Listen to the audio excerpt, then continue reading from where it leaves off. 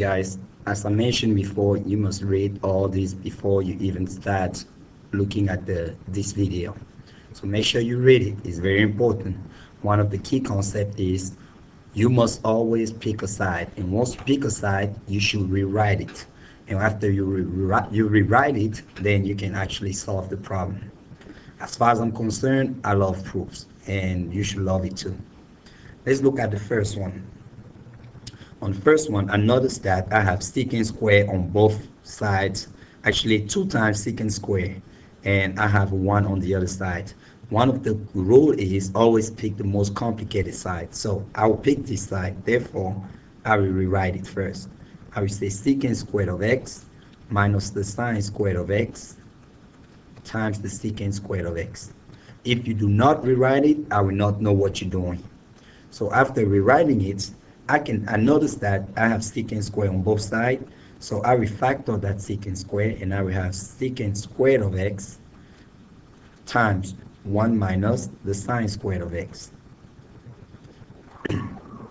Using a Pythagorean identity, you know that 1 minus sine squared of x is, all this is actually cosine squared of x, and I still have my secant squared of x here.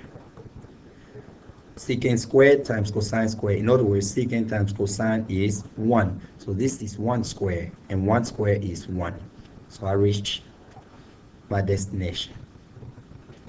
For the second one, I have 1 plus 2 tangent squared of x equals secant fourth of x minus tangent fourth of x. Before I attempt this one, I know that this side is the most complicated one. So I will rewrite that side, and it says secant fourth of x minus tangent fourth of x. This difference is a very familiar difference. You should remember this. If I have a squared minus b squared is equal to a plus b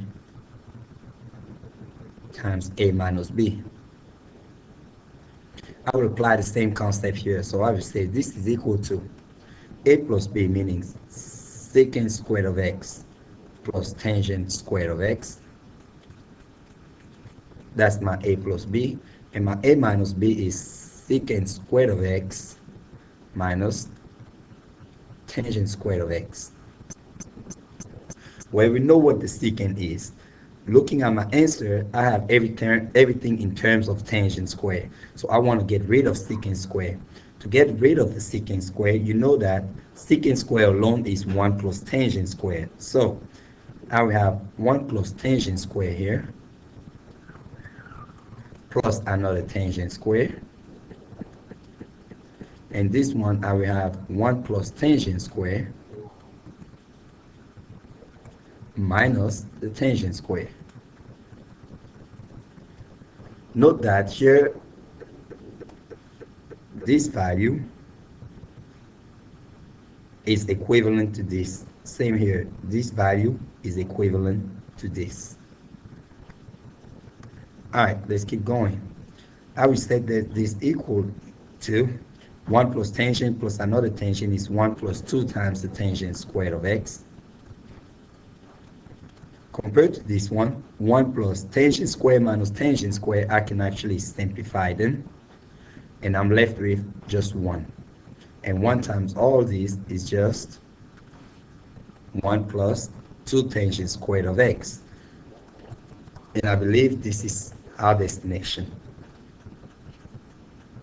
Let's look at the next one. The next one says cosecant x times cosine squared of x plus sine x is equal to cosecant of x. So the first thing I will do is rewrite the side that I want to work with, and obviously I will pick the most complicated side. Cosecant x times cosine squared of x plus sine of x.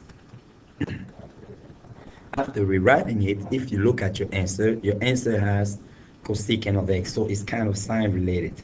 So the first thing I will do is, let's transform this cosecant x. The cosecant x is 1 over the sine of x times the cosine squared of x plus the sine of x.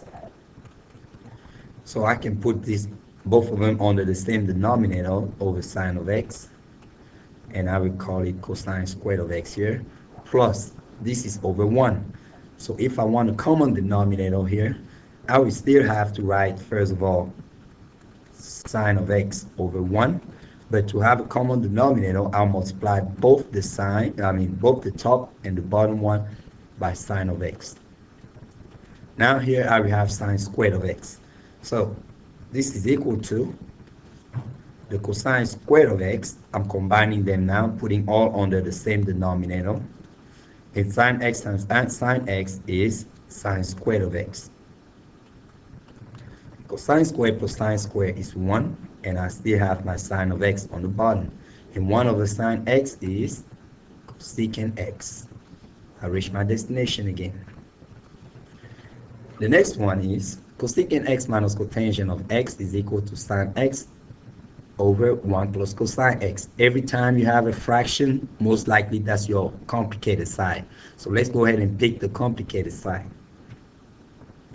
So I will rewrite it as sine of x over 1 plus cosine of x. This is one of those problems that we need to multiply by a clever one. A clever one for this, whenever you have an addition or subtraction on the bottom, multiply by the conjugate. The conjugate of 1 plus cosine x is 1 minus cosine x. Note that this is 1. So 1 minus cosine x, 1 minus cosine x. Now let's go ahead and distribute. Sine x times all this, I'm multiplying across. That will give me on top sine of x times 1 minus cosine x. And on the bottom, this is again a difference of 2 squared. A plus b, a minus b. And I mentioned it earlier, a plus b times a minus b is a squared minus b squared. So I will rewrite it here, and I will say 1 plus cosine x times 1 minus cosine x is 1 squared minus cosine squared of x. Now, this is a very nice identity here. 1 minus cosine squared is sine squared. So I have the sine squared of x here, and I still have sine x times 1 minus cosine x. Well, one of the sine can go away with the one on top. So the power of 2 goes away with this sign, and I'm left with 1 minus cosine x over sine x. Well, that's not it. If I continue, I will separate it and say it's 1 over sine of x minus cosine x over sine of x. Well, 1 over sine of x is cosecant x, and cosine x over sine of x is cotangent x. And that's exactly where we were trying to get, looking back at the equation. All right, I'll do number 5 real quick. Number 5 is sine of x over cosecant of x plus cosine of x over secant of x. Well, I will rewrite first the side that I want to work with.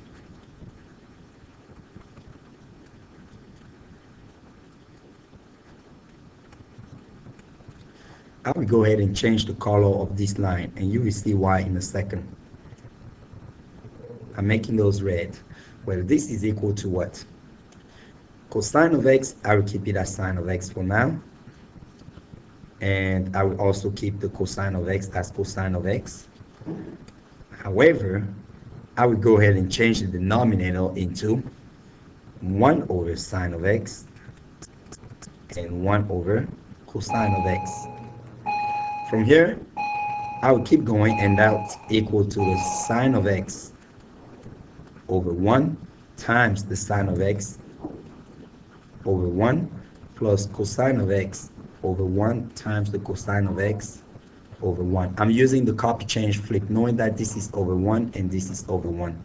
So I have sine squared of x plus cosine squared of x, and that's equal to 1. And I believe that's what we were trying to get. So I give again a check mark. Bring as many questions as you can to class. It's important to ask questions, and you should be like me. I do my best to love proofs.